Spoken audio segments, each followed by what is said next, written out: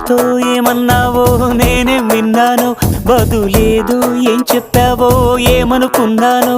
భాషంటూ లేని భావాలేవు నీ చూపులు చదవనా, స్వరమంటూ లేని సంగీతాన్నై నీ మనసుని తాకనా.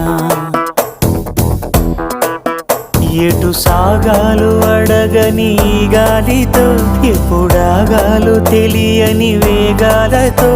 భాషంటూ లేని భావాలేవు నీ చూపులు చదవనా,